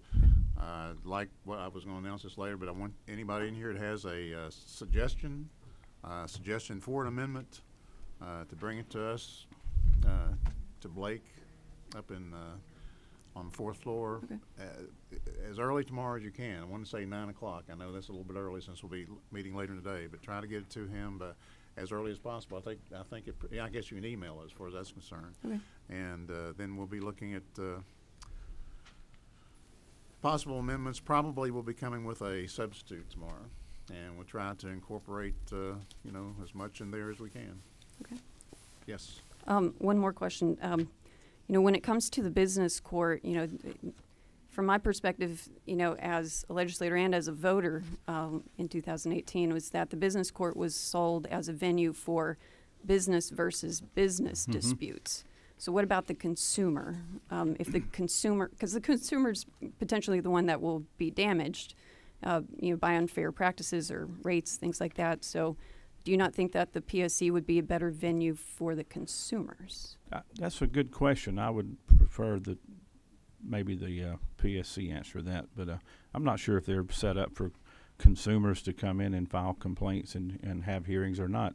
Everything I've heard in the past has been basically the utility industry is who fights out those issues, and so Superior Court would be a good venue for a consumer back home. That way they don't have to travel to Atlanta if they're in the far reaches of the state. I think somewhere near home would be better, and that's why we thought the business court or the Superior Court if there's not one available. And then you would have a visiting judge or a senior judge that would hear that case, which is very common in other issues in local governments. Thank you. Sure. Representative Stover, I think you had a question. Yeah. I won't take but a second. My question is, why are we setting broadband to 200 kilobits? I think that's just a definition. It's not the level that we're asking for. In fact, the definition of broadband under SB 402 last year was set at 25 down and 3 up. Yeah, that's what I was and that's asking what they would have to do to qualify for the grants. Yeah, so. Yeah, but that's just a definition of what a internet service is, I believe. So okay. That is not the level that we're looking. That's basically what we have now in rural Georgia. Well, we're trying to increase I live that. 23 minutes south of the Atlanta airport, and I get 1 megabit per second. I can't download Facebook. So I had to go to a cell phone provider to actually provide wireless internet in my house. There's 200 megabits at the road. Yeah. But they won't run up to my house 650 feet from the road. I would beg you to vote for this bill, Mr. Stover. I don't like the 200 kilobits. That's my only question. Let me say this, and I don't like to name companies in the state, but it's common knowledge and public record that Windstream has filed Chapter 11 bankruptcy. Windstream covers a good portion of this state. They have over 1 million customers in Georgia, and they are currently in reorganization. And so we don't know what the future is for Windstream. I hope that they come through it. I hope that they can provide services in the future. But a lot of you may be customers of Windstream just like I am, and we get a lot of complaints from that area. This issue is very expensive to resolve. It's not going to be corrected overnight, but I believe having more providers in the marketplace is a good option to look at. Representative Carson. Thank you, Mr. Chairman, and thank you, Senator, for bringing this. Mr. Chairman, my question was in really more of a follow-up to Representative Moore's question in regard to which version are we working off of. And so I'm pleased to hear that the cross-subsidization language is in the substitutes as I understand it. And that was my main concern. I really appreciate you including that. But I guess my question is really more for the chair. What version are we working off of? And if we do have an amendment that we would like to suggest to the committee for tomorrow, on which LC version are we working off of to draft that amendment? Well, thank you for the question. We're working off the Senate bill that came to us, LC 36384 3S, Senate committee substitute. That's what we're working off of. That's what we have in front of us right now. That's all we have in front of us. It's my understanding that the author had a different. It's my understanding the author had a different version. That's all. No, he has this one. They're very similar, and so the version you're talking about, I'm looking at right now. So I'm happy to continue to discuss it and answer your questions on it. I mean, to address your question, it is likely that tomorrow when we take a vote, there'll be a different version that you'll be voting on, but you'll have a chance to see that and review it and discuss it before that happens. It may or may not happen that way, but we're having a hearing right now on this bill that has come over from the Senate. Okay, we've got some people signed up to speak. Senator, I did have a couple of questions for you, if I may. The legislation. What it does, if I'm understanding correctly, reading correctly, allows the EMCs into the broadband market. That's what the gentleman here asked a question about. That's what that language, and I actually had misunderstood that earlier, but that's what that does, and it refers back to some language already in the code relating to allowing somebody in that market or to provide broadband services. So it allows the EMCs to provide broadband, and of course it goes on through an affiliate and so on and so forth. But is there anything in the legislation that we have in front of us that actually requires the EMCs to provide broadband to unserved or underserved areas, or incentivize them to do that? You had mentioned in your presentation about the need and the areas of the state that there is no service and the needs for it, which, you know, you and I both and a lot of us have seen that. Yes, but is there anything in this bill that actually addresses the underserved areas that, and it would be my understanding, I mean, maybe I would ask you, isn't it true, that the real purpose of the bill, though, is to address that? The rural broadband, rural areas where they do not have, where it is underserved and unserved. I mean, isn't that true? Yeah, and so there's a long answer to your question. First, in order for any of the federal funds to be granted, you can only serve unserved areas, and those unserved areas are defined in the grant program that has been put forth by Secretary Perdue in his. I'm not sure what Janine Miller's title is, but she's in charge of that program, and we've worked closely with her, just as I'm sure you all have over the years. She came from Georgia. She's working on our behalf for the country, but she's really hoping that we'll get this bill passed so she can help some of these small rural counties in South Georgia especially, because there are some areas that can benefit from this money quickly. I do not believe some of the cable providers or the other internet providers would be interested in serving those areas. So yes, I believe in order to get that money, you have to serve unserved areas. The question you must ask yourself is, why are they unserved? It's because a private company for profit has decided not to provide internet service in those areas. And so if they're not going to do it, we should encourage someone else to do it. And the question is, do you want to allow your local EMCs that you go to church with and that you eat dinner with at local restaurants who are elected by your local citizens, would you want them to be able to make that decision to help that community? And I think it's a good opportunity. And so are they going to try to go and cherry pick? I don't think so, because if you have a service that works and your fees or your cost is reasonable, why change? And so if you're living in downtown Dahlonega like I do, and I have a pretty good service from my provider now, which is Windstream, but I'm getting a coax cable coming up through my neighborhood, I don't need the EMCs to come into downtown Dahlonega to provide that service, and I doubt they would, because those are power poles owned by Georgia Power. And so most of your EMCs are outside of your cities. Most of them are in rural areas. You don't see a lot of EMC poles in your downtown areas and your more suburban areas. There are a few exceptions, of course, Walton, Cobb, and some of those places. So I don't think you're ever going to be able to say you can only sell your product in an unserved area, because the term unserved is very difficult to quantify. And I'll tell you another reason. The SB 402 required the Georgia Technology Authority to do a statewide assessment. The FCC maps that we currently have are very inadequate.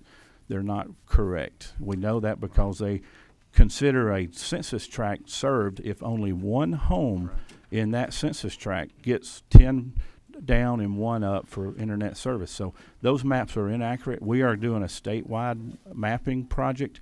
We're currently under contract for a pilot project with 3 counties, one in North Georgia, one in Central, and one in South Georgia. It's going to take several more months to get that data, and then we'll know exactly how bad the maps really are. So to me, I don't think we can wait 2 more years to get better maps. We need to move forward.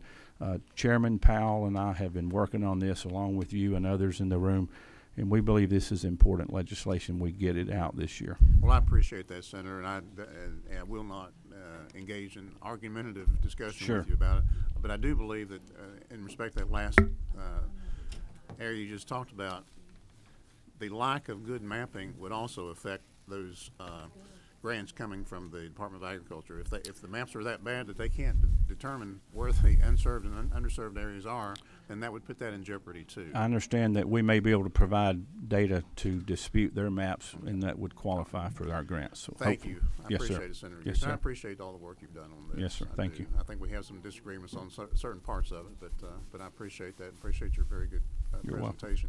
I'm going to ask. I see no more questions for you, Senator. We have some people signed up to speak. I think again we have Liz Coyle signed up. Is Liz here? She finally gave up on us, okay.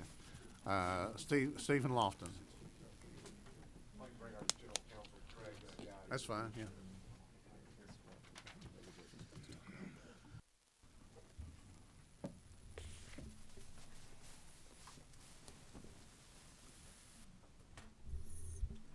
Chairman, members of the committee, thank you very much for this opportunity to speak on Senate Bill 2 and on a potential substitute to Senate Bill 2.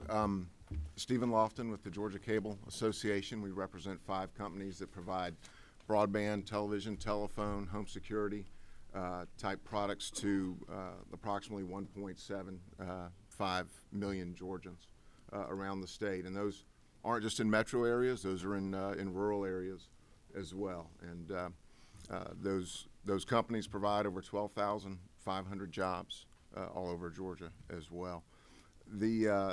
First, I want to start off by thanking Senator Gooch for bringing the legislation, and I want to thank him for his approach so far. The approach in the Senate was very deliberative. He sat us and the EMCs in a room together and had us talk. There were a number of late night phone calls, Saturday afternoon phone calls, Sunday evening phone calls, to get us to a point where a number of the issues that we had with the original bill were addressed. And so we were able to get to a compromise on about 4 or so of those issues. And we very much appreciate that approach that he brought to the table. There were also 4 or 5 issues that we could not get to agreement on. The parties were just too far apart. And we decided then as a group essentially to move the bill forward and let the committee process do its work. And so in the Senate we had we had 3 amendments that were passed that the committee brought. That Senator Gooch brought a substitute with the changes that were that had been agreed to, and then the rest of the language was what the EMCs would like to see. We brought 3 amendments to the Senate committee, and those amendments passed by overwhelming margins. And what those amendments did was they added additional marketplace protections, and they provided the venue, the correct venue for the cross-subsidy proceedings to occur in.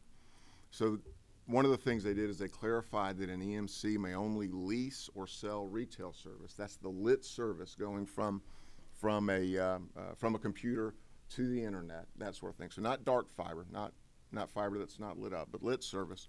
They may only do that through their broadband affiliate. And that's important because many of the provisions in the substitute that was provided to the Senate committee, in which I believe may be what you will see tomorrow, are tied to retail broadband service. So if you look at those cross-subsidy protections, if you look at those marketplace protections, if an EMC can provide lit wholesale service directly to a consumer without going through the broadband affiliate, then that is a loophole that will allow them to escape many of the provisions that have been put into place. That is a big concern for us. It was one of the major concerns that we had remaining in the bill that we could not get to an agreement on. Very important.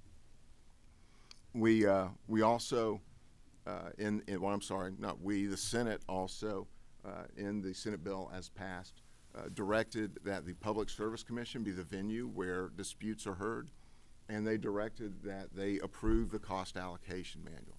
And the cost allocation manual is key, because if you're going to do cross-subsidy, then your employees need to know, if you're a company that's under those rules, your employees need to know what costs should go to the electric side and which costs should go to the broadband side. Because they're going to be on the wires, they're going to be on the phones, they're going to be going about their jobs. And everybody needs to have a clear roadmap of how this works, and it needs to be the same statewide. We don't need one set of rules in Hayhira and a different set of rules for Cobb EMC. That doesn't make any sense at all. We need one set of rules, and we need those rules to be approved by the commission, where these rules are already put into place for the natural gas side. And I'm going to have our attorney, Craig Dowdy, discuss that just a little bit more in a minute. Those 2 or 3 amendments really are the key for us to having to being comfortable with this bill.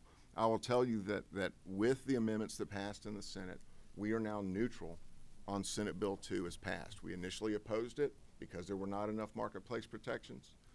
But with those amendments, we went to neutral because we're not opposed to the EMCs getting into the business. We're not opposed to, we'd love for them to serve rural areas. We're not convinced this bill does enough to do that, but that's a policy matter for y'all to decide. But we're also not afraid to compete with them in our markets. We compete with AT&T. We compete with the little rural telephone companies that you're going to hear from in just a minute as well. We compete with Google, and that's not easy, but we do it, and we've done just fine. Thank you very much. As long as we're all competing on a level playing field, as long as we've all got the same rules. But when you're competing with an electric monopoly who owns and manages access to the telephone pole, the electric pole that you must use to get to your customer in a cost-effective manner, that is a completely different scenario. And we need to be very careful as a state about how we let a company like that into the marketplace. Mr. Chairman, with your permission, I'd like Craig Dowdy to discuss the natural gas rules versus what's currently in place, that you'll have a better idea of what the PSC is already doing with the EMCs in this. Thank you, Chairman. Thank you, Mr. Chairman. May it please the committee, Craig Dowdy, General Counsel to the Georgia Cable Association and partner at Taylor English Law Firm. I have tried civil cases, commercial cases in state and federal court and regulatory cases before this Georgia Public Service Commission and other state commissions and federal jurisdictions for 30 years. And so I know the differences between the two, but let me first start with just sort of setting the stage. The as passed coming out of the Senate, as Steve said, did include a number of safeguards, and the issue is protecting a competitive market from a monopoly utility in this case that has captive customers, that operates essential services without any regulation from this General Assembly or anybody else related to that, and whose rates for those poles are 3 times more than what Georgia Power charges, for instance. It is governed by FCC regulation. Importantly, this General Assembly has had the occasion several times to look at competitive markets, new competitive markets, and how do you safeguard against that. And so if you look at the 1995 Telecom Act, where telecom started to be deregulated and you had competitors, you look at the 1997 Gas Act, in which gas marketing became a completely separate competitive market from the utility portion delivery of those, of the molecules of gas, which, by the way, was sponsored in the Senate by Senator Perdue, along with those safeguards. If you look at the 2002, importantly, the amendment to that Gas Act, where the EMCs wanted to come into the gas marketing competitive market, this General Assembly dealt with that. And you have legislation on the books related to what those safeguards should be. And I have provided a chart. I'm not sure it's yet in your packet or not. I hope that it is, but it's a chart showing a side-by-side of the safeguards that you enacted to allow the EMCs to come into the competitive market of natural gas versus what Senate Bill 2 as passed has. And if you would look at it and comparing, Senate Bill 2 as passed were the same types of safeguards that you passed in 2002 for the EMCs coming into the market in the first. Now, what it sounds like from what I hear about a sub, it's likely then that they're going to eliminate GPSC jurisdiction. And there's this red herring, there's this misdirection that the EMCs have used throughout this debate last year and this year that the commission doesn't regulate broadband. Well, they don't regulate broadband services. I mean, terms, rates. They also don't regulate natural gas marketing. They didn't when you passed your 2002 amendment. So these safeguards apply. And these are the things that the General Assembly had in mind even then. All of these in the legislation you're looking at are under Title 46, which is administered by the GPSC. And so from the standpoint of first where the dispute should be, that should be the GPSC. They have the expertise to administer that section. They already administer on the EMC side and have forever the territorial agreement. So any disputes related to that are in front of the GPSC and have been for years. GPSC's attorneys and lobbyists are there all the time. They know how to get to the GPSC. The cases before the GPSC related to that are cases that take a shorter period of time, cost less, and have a staff that can facilitate the decisions and resolutions more so than a judge that's used to trying civil or commercial cases and a law clerk. Now, whether that's the business court, whether that's Superior Court, all of that is really looking at civil and commercial litigation, not at regulatory litigation. And so it's more expensive, takes longer, and inconsistent in terms of decisions, because very rarely you're going to get the same judge for potentially the same dispute with different parties. So all of those go to the fact that GPSC is the right jurisdiction, and in fact that's what you did in 2002 for gas. Their staff, by the way, related to consumer complaints, they have staff that's been there for some cases 30 years, some cases 15 years, very versed in this, and consumers call up every day. And the commission takes complaints. They have staff run down the complaints without ever coming to the commission. Those things occur and do every day for electric, for natural gas, for telecom, and can here. Now, going to the safeguard, if you look at the term cross-subsidy, if you don't have something that defines what that means in this particular case, then it's really a safeguard without any real safety. And so what the regulatory agencies throughout the country have done in this situation is to require a cost allocation manual that up front is approved by the commission, and it shows how you're going to allocate your costs. If you're using part of your office building for the monopoly and for the competitive service, how should those costs be allocated? There's best practices related to that. The commission is the best one to know whether you are doing it correctly or not. And the same goes for using trucks or crews, which you use part of the time for monopoly, part of the time for competitive. How do you allocate that? What is the factors that should be used? The commission does that every day for electric, for telecom, for natural gas. And in your legislation 2002, one of the safeguards that's being stripped, that's in the Senate version, that passed with, I think, only one nay vote, required the same thing, that there would be a cost allocation manual approved by the GPSC.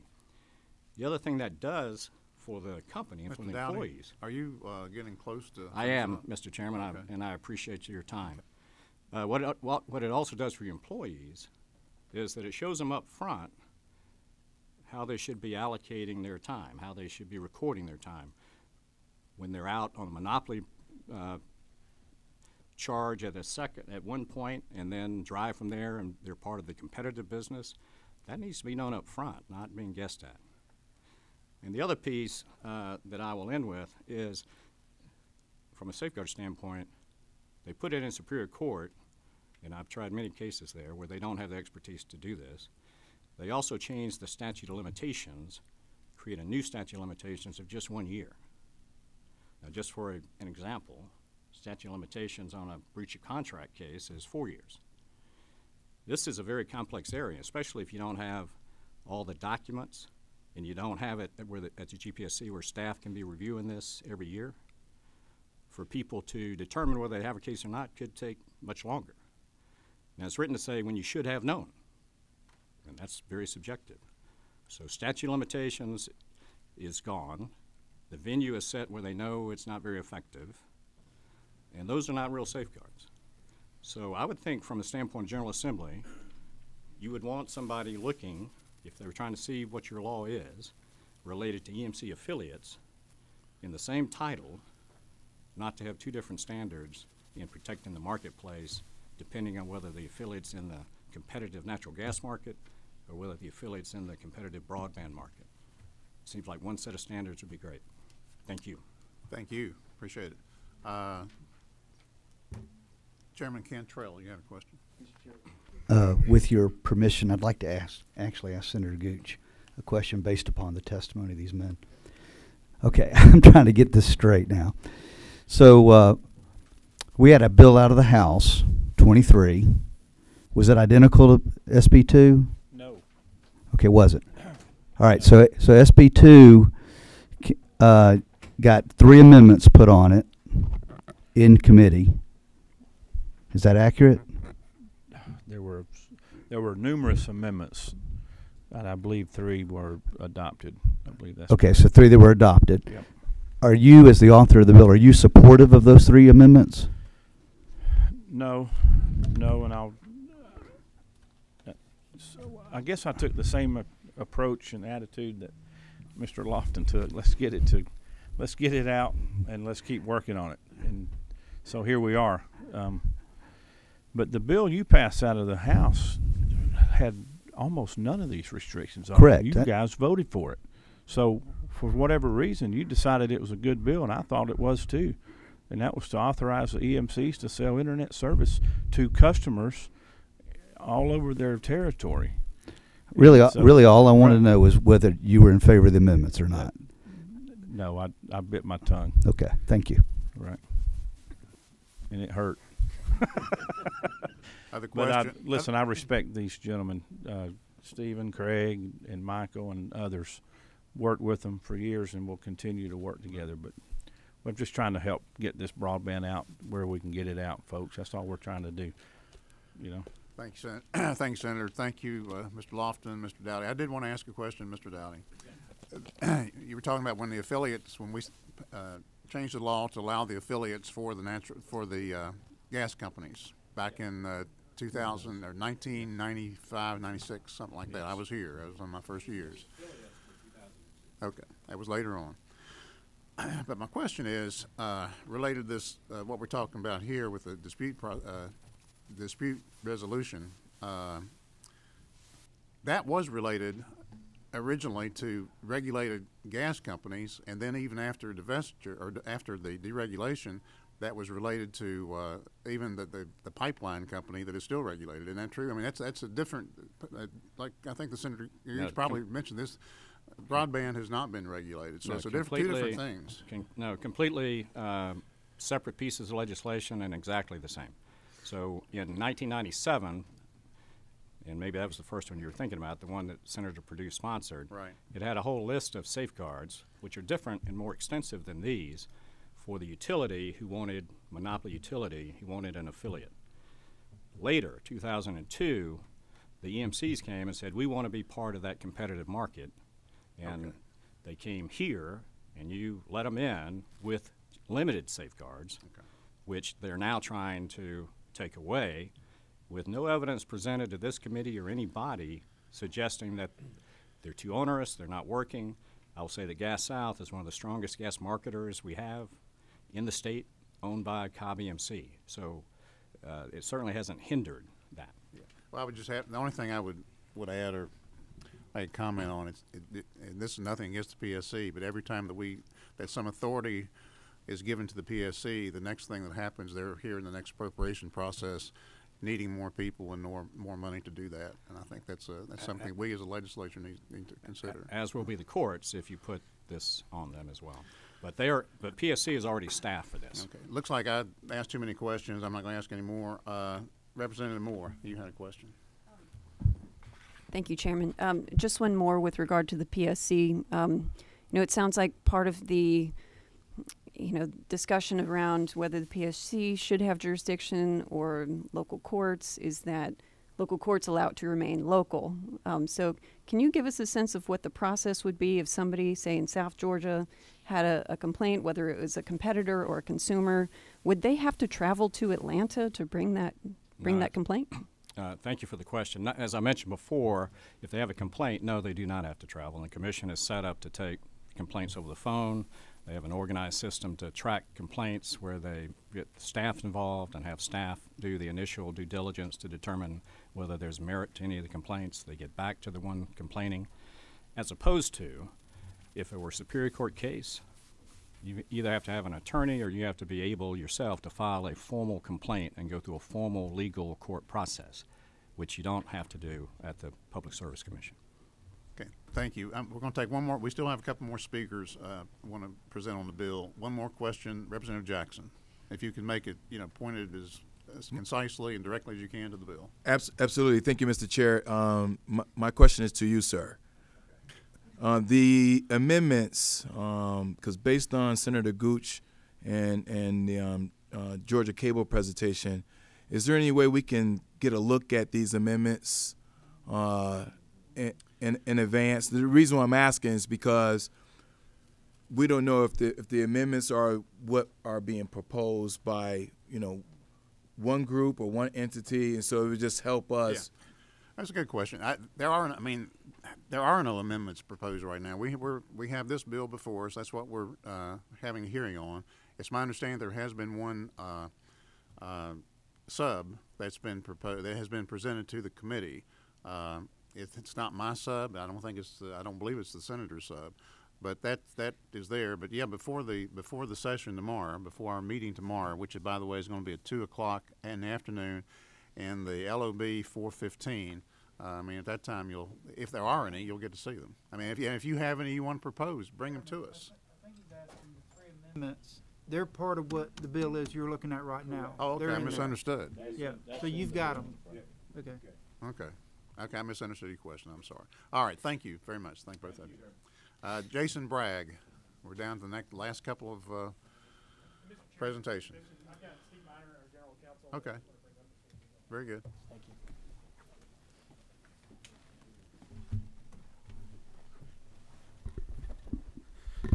Afternoon, committee. Mr. Chairman, members of the committee, thank you for y'all's time on this bill. My name is Jason Bragg. I'm Vice President of Government Relations with Georgia EMC. We represent Georgia's 41 electric cooperatives that are spread out throughout our entire state. We cover 73% of the state's landmass, as Senator Gooch's map showed, and operate in 157 of 159 counties, serving about 4.4 million people with electricity. We also have 2 EMCs, I think as Senator Gooch mentioned, that are currently in the broadband business in North Georgia, just to lay that on the table. I won't go over the bill. I think Senator Gooch did an excellent job going over the bill. I'll instead focus on our concerns, and they're kind of piggybacks on the amendments that Senator Gooch talked about that were added in the Senate committee. Chief among them, starting out first, is the definition of broadband facilities and broadband services, which would be starting on lines 27 through 31. And then again, this comes up again in section 2. And essentially the amendment that was added in the Senate dealing with facilities and services has a detrimental treatment to how we treat wholesale facilities. We have some current deals that we are doing now, that some of our EMCs and others are doing now with a telephone cooperative out of South Georgia that would essentially be precluded under law from happening if this language would stay the same. Prior to those amendments, there was some language that we had worked on that was agreed to by AT&T that further kind of split out the difference between being a wholesale provider of facilities and being a retail provider of broadband services. So that is a large concern for us because we feel that goes against the spirit of the bill in trying to expand rural broadband. Some of these projects that we are currently working on are really seeing some success right now, and to cut the legs out from under those or any ones that could happen in the future, we don't think would be a good thing or in the spirit of what the General Assembly is trying to achieve here. The second really has to do with the Public Service Commission and the 3 venues that the bill sets up for PSC jurisdiction of EMCs. First would be, if we're going through the bill in order, would be on line 122 dealing with the cost allocation manual.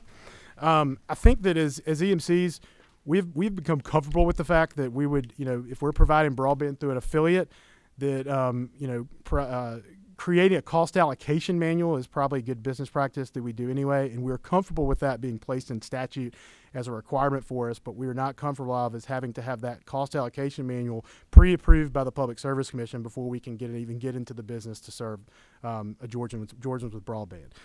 We are okay with that being on file at our EMC like we do for other documents. We're okay for that being on file for a competitor or a consumer or whoever else to come and inspect. And I think that we can develop some language with the committee's help and and Senator Gooch and others on that respect. I know that we're running short of time, so I'll be brief. Okay, thank you. The other one has to do with on line 168 is where the PSC jurisdiction over cross-subsidization disputes comes in. This happens between both whether a consumer or a competitor brings that in. Again, we have added a number of cross-subsidization protections in this bill over the last, this has been discussed for a long time. We've added a number of cross-subsidization protections to protect both customers and the competitive marketplace. We feel that the PSC does not regulate broadband providers. We don't see why the EMCs, as it were, or EMC affiliate providing retail broadband service should be any different. We respect our friends at the PSC. We just don't feel that there's a role for them in overseeing the cross-subsidization complaints. We feel that the proper venue was what we had originally, which we agreed to with AT&T as well, which was the superior courts with the judge from an adjacent district. We feel that a lot of times this would, and going more to Representative Moore's question about would a citizen or a company have to come to Atlanta, the answer to that is yes. If you had a EMC in South Georgia that had a broadband affiliate take for instance one down in very South Georgia, maybe toward the Florida line, they're going to have to come up and back to the commission to adjudicate this. It's going to be time spent. We feel the superior courts are a better venue. They're in the areas of where the EMCs are, and the provision that was placed in here of bringing a judge from an adjacent district to adjudicate those kind of takes out the question of possible home cooking in there. And so that to address your question earlier, I think that was a good question that was brought up, that is why we prefer the superior courts as a venue. I know that Senator Gooch mentioned the business courts as a potential venue as well. We have no issue with that. I know that those are currently making their way through the legislature, and if you had to condition that the superior court should be there until they're established, we have no issue with that as well. The third part of the bill that deals with the PSC that we share concerns on is it places the Public Service Commission as a dispute mechanism for our current private pole attachment agreements that we have both with cable and other joint use attachers. This would be a unique function that you're placing within the Public Service Commission. They don't regulate pole attachment rates for any other provider, nor Georgia Power, nor the cities. They would have the ability to basically be a dispute mechanism under the amendment added here that we opposed for complaints dealing with rates terms. While we could obviously under these we could file complaints against the cable companies and other attachers for attachment violations. I'm sure you've seen down the road attachments that are hanging low. That trucks hit all the time. It's a big problem for a lot of our EMCs. Certainly we could bring those kind of disputes against cable companies and other attachers. However, the deal with this is it just places the Public Service Commission in a role that they just don't have, and they don't regulate for other providers, and we don't feel that it should be there for EMCs as well. We prefer to, we feel there's a dispute mechanism right now in our current contracts where folks, if there's disputes with make-ready provisions or other things dealing with poles, there's a dispute mechanism laid out in the agreements that the cable companies and others have agreed to. And if they have problems with the terms of those contracts, they're always welcome to take those to court and dispute those in the courts like we do with any contracts around the state.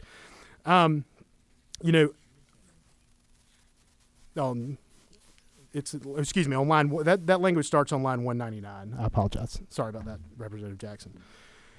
A couple of the other things that we would love to see in a new House substitute of the bill, the easement language that you guys passed out last week unanimously, House Bill 499 by Representative Kelly, that basically essentially said that we could utilize our electric easements for broadband services only.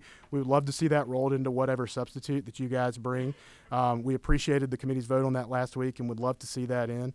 The other important part of this legislation, and I think it was mentioned when I testified in House Economic Development, and I've testified here a long time, is the federal money that is on the table right now. There's $600 million that was appropriated this year through USDA that if we don't pass authorization for EMCs in the business this year, our companies, at least the companies I represent as EMCs, would not be able, we don't feel they'd be able to access those funds.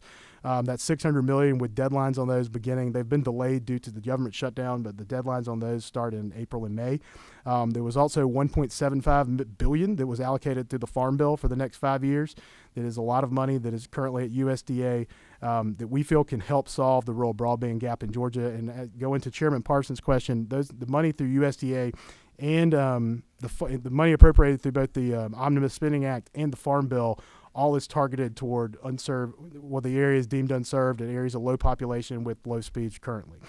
So if we had funds in those, we would have to abide by the rules of the funds of those programs. A couple of other questions that I wanted to just answer. Representative Stover, your question about the 200 kilobit service, that's a definition that's used in other places of the code. It basically just sets a minimum threshold for broadband. I can assure you that any of our companies that would want to get into the business and make a business case for competing in the broadband service would not offer speeds that low, because I don't think they would be able to make a competitive business case, which is all we would like to do. So that's just a definition that we just modeled off other parts of the code. Trying to see what else. All in all, this bill has been a source of a lot of frustration from a lot of legislators around this table and in the House, as well as the Senate. Both the House and the Senate have done great work on this bill over the last 2.5 years, and we really commend what they're trying to do. I think it boils down to the fact that our members want to utilize the assets and leverage the assets that we currently have in place to help bring broadband to those areas that don't have it, and also help folks that may have help bring broadband to those areas that don't have it, and help bring better service to maybe those that don't. I think that we can play a role here. If you look around the country, electric cooperatives around the country are playing a key role in closing this broadband gap. Are we the silver bullet to the solution? No. We want to be an option that's on the table for the state, and just really appreciate all the work y'all are doing, and look forward to continuing this conversation for a long time. Look forward to continuing this conversation and getting something done this year. Thank you, Mr. Chairman. Thank you, Mr. Bragg. Did you want to present? No.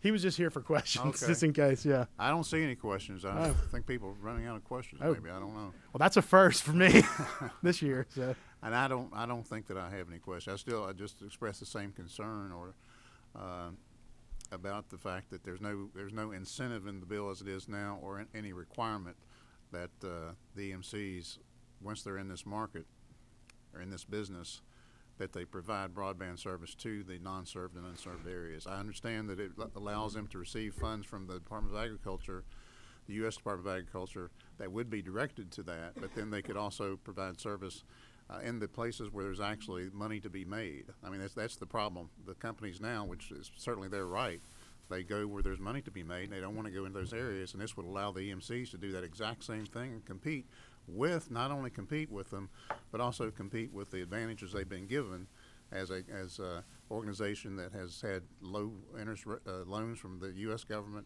and already has an infrastructure in place. I mean, that's my concern, which I've expressed before and today and earlier. So that's all I'll say. I mean, I don't want to be argumentative about it, but I do want to make sure that that's expressed. Sure. And Mr. Chairman, if I may, on the issue of that, I think that the fundamental kind of underlying thought behind that, and we understand your concerns there, is that no other broadband providers in the state are limited to where they can and can't serve.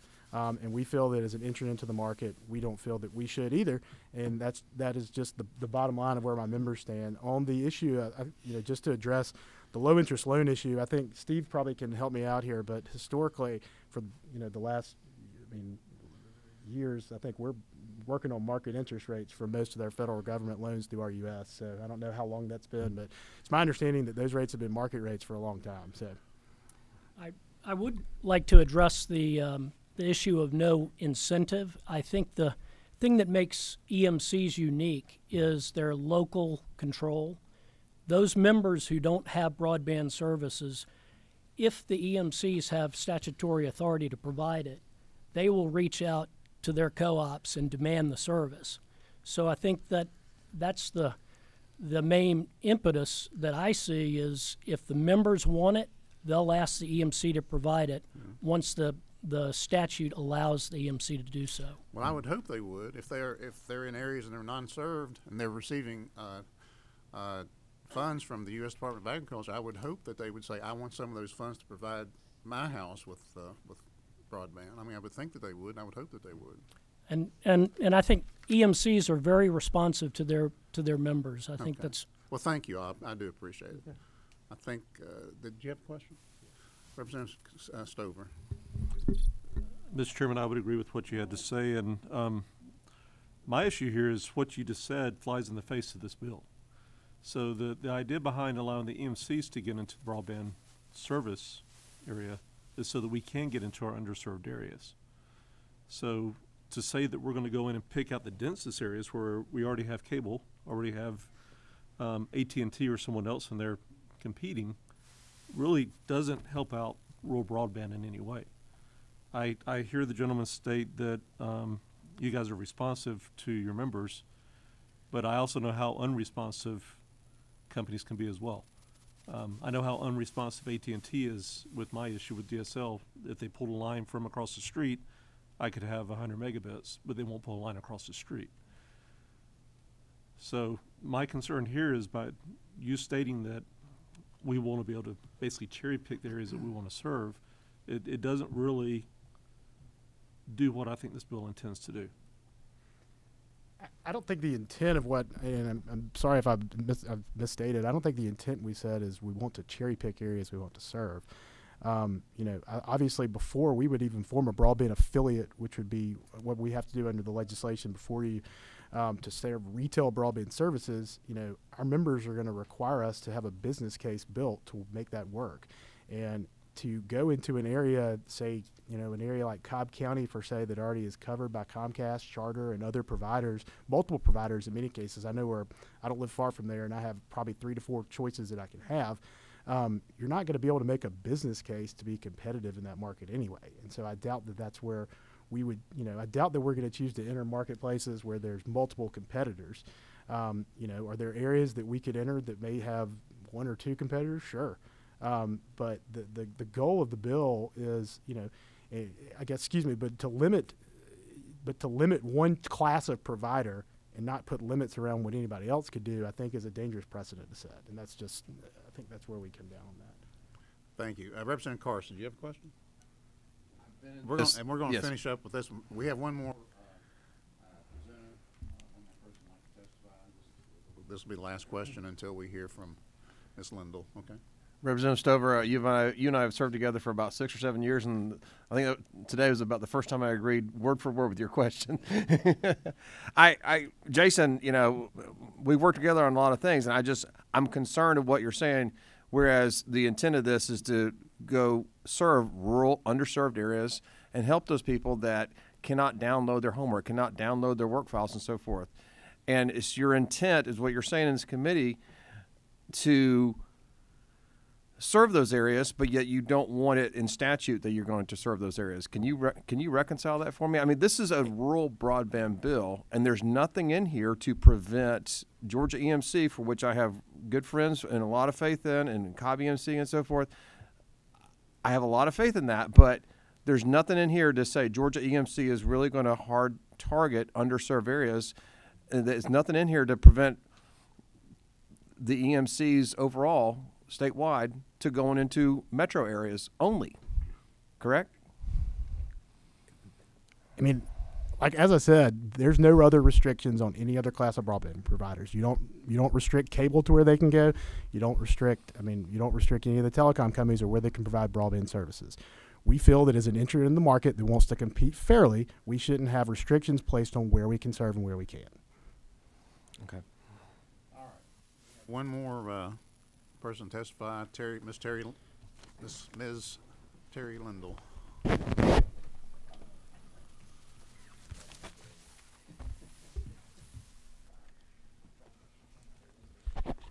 Good afternoon, Mr. Chairman, committee members. My name is Terry Lindell. I'm an attorney, and I've been practicing a few decades before the Public Service Commission. I want to address a couple of things. First, I represent clients, municipal providers, who provide broadband service. In providing broadband service, we have to comply with all of the cross-subsidization requirements that are in Senate Bill 2 as amended. This is what I do every year.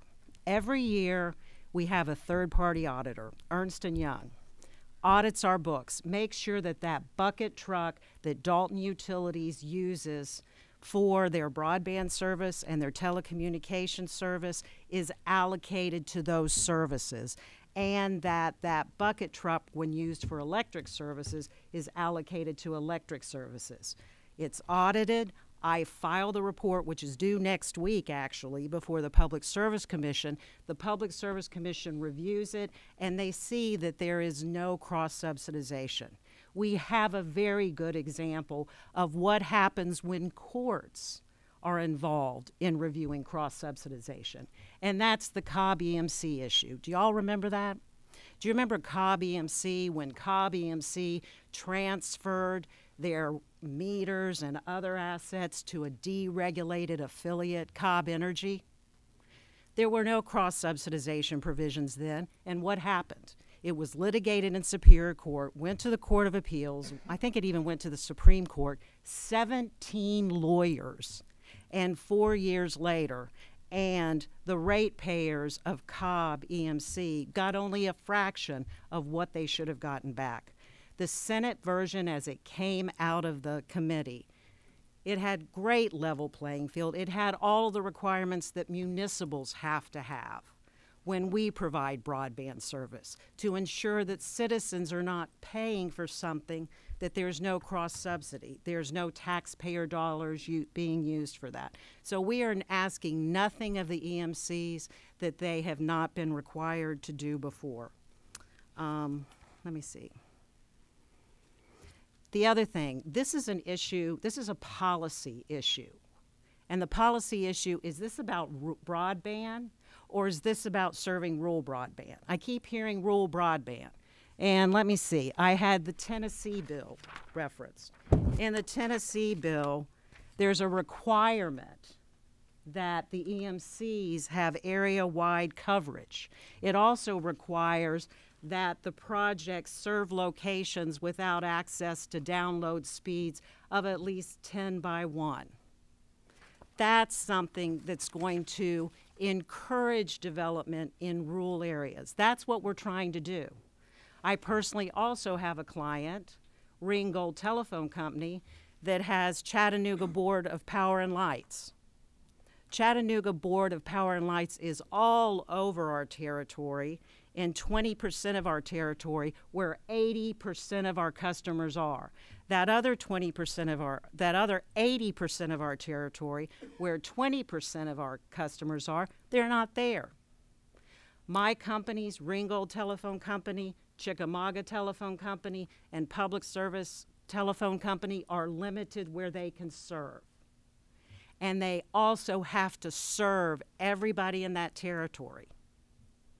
So yes, we are limited in the territory in which we serve, and in Tennessee, the bill that we laud as the example, there's also that same requirement.